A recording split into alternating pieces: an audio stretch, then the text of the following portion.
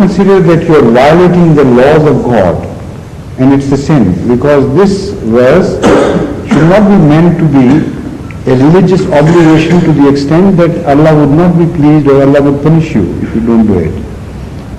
It's a strong economic advice and a strong social advice as well. If you ignore this advice, you will be punished by the economic and social laws of God. This is why most of the quarrels which are reported to us, even between an Ahmadi and an Ahmadi,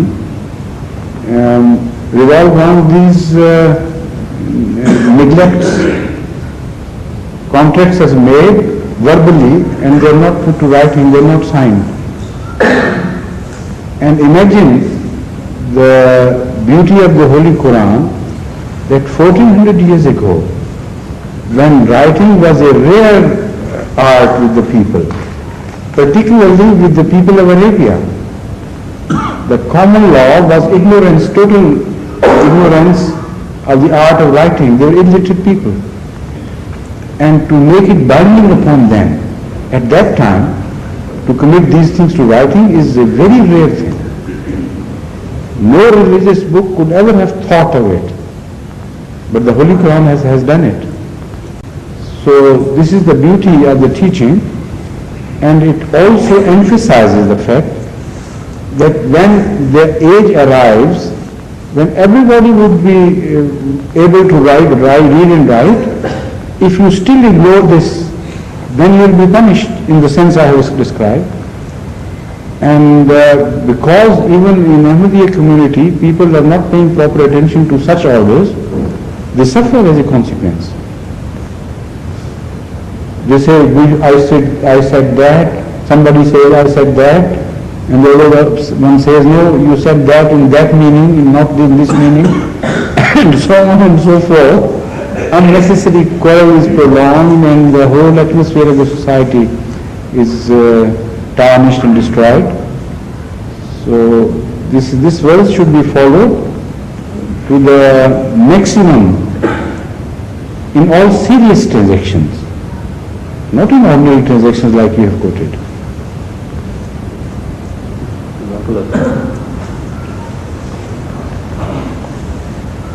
Yes, please. After this, Rashid Sahib, and that will be the last, huh? Yes, please.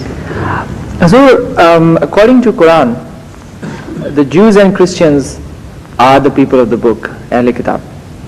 But this is on the basis of the Shariat or the book they got.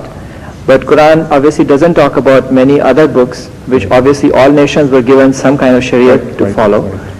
And if despite the fact that present Bible is not authentic by any stretch of imagination, we still consider them as Ahl Kitab. Right. How about considering other people? Yes. They should all be considered. Of course, there would be so many. I believe the followers of Confucius are Ahl Kitab, and many scholars has mentioned that Hindus also are Ahl Kitab because they were given a book and they have the book still present, though distorted, very much out of shape, but still they have a book. So the term Ahl Kitab should be referred to all religions who claim that originally they were shown the path by Allah Himself and they were guided by divine guidance. And if they had a written record, which they can still maintain, then they can be categorized as Ahl Kitab. But those on the other hand, which don't even claim that, which have no written record of any sort, they can't be called Ahl Kitab. For instance, many African tribes or some Aborigines or some others as well, there are many in Far East or some in Africa and Canada and South America and so on. So, of which we have no authentic evidence that they were ever given a book, or even they don't claim that. So they won't be called Ahl Kitab. So can I take liberty, because this is probably my last chance Yes, please, go ahead. to ask the questions in the near future, is that in Surah Al Imran, where Allah Ta'ala gives the details about the birth of Hazrat Yahya, the prayer is mentioned of Hazrat Zakaria after seeing Mary, Yes. and he prays to Allah that he may be given a zuriyat. The word zuriyat is used there. And when Allah Ta'ala gives him the glad tidings, in the next verse it is mentioned that he was surprised. How could he have a son when his wife is barren and he is so old? Which seems contradictory if we mean the zuriyat, which is translated as offspring. The word zurriyat is used there, Yeah. in that prayer. Right. Let me remember, just a moment. I can read it and make sure that. No. Surah Maryam, in the first verse, few verses of Surah Maryam, this is mentioned. Surah Al Imran also mentioned. Is Nadar Rabbahu, and Al Imran also it's mentioned. Is Nadar Rabbahu Nidan Khafiya. Auzubillahi minash shaitanir rajim. Says, आपको याद है ना? No, not that one, not the other one. Is Nadar Rabbahu Nidan Khafiya. وقال رب إني وهن العظم مني واشتعل الرأس شيبا. After that, what is it? ولم يكن وإني خفت الموالي من ورائي وكانت امرأتي آخر yes. هب لي من لدنك وليا. Waliya, Zurriyat is not used, the word wali is used. That's in Surah Maryam, but in Surah Al Imran. There the word Zurriyat is used. I see. So he is referring to that verse.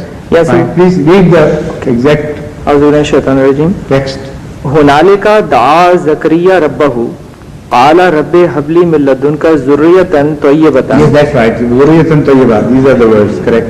इन्नका समीउ दुआ फनादतुल मलाइकतु व हुवा क़ाइमुन युसल्ली fill मिहराब अन्नल्लाह युबश्शिरुका बियाह्या मुसद्दिक़न बिकलिमतिन मिनल्लाहि व सय्यदन व हसूरन व नबिय्यन minus सालिहीन क़ाल rabbi अन्ना यकूनु ली ग़ुलामुन व क़द बलगनी अल किबरु व इम्राअती आक़िरुन क़ाल कज़ालिक अल्लाहु यफ़अलु मा यशा.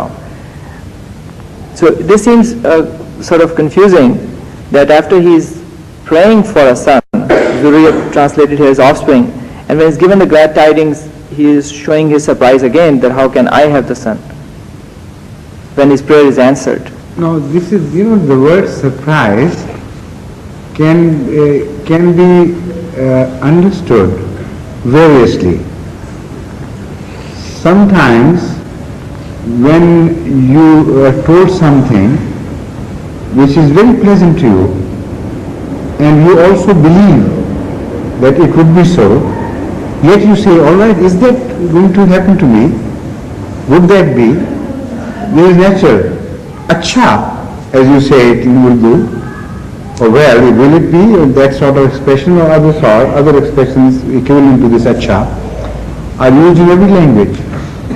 So that does not mean that you do not believe in the statement.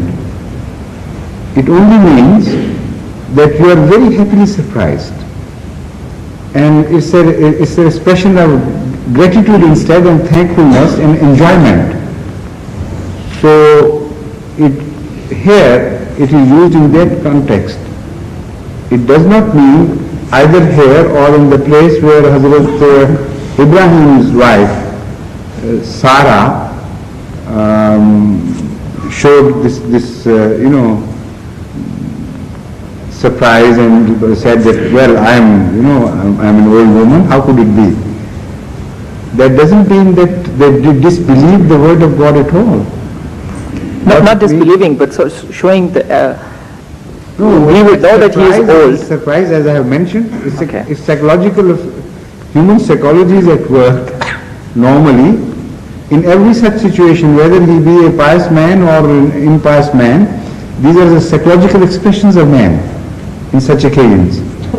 So it only should be meant to understand. You should understand them to mean that he was very happily surprised. That is exactly what the Holy Quran wants to state.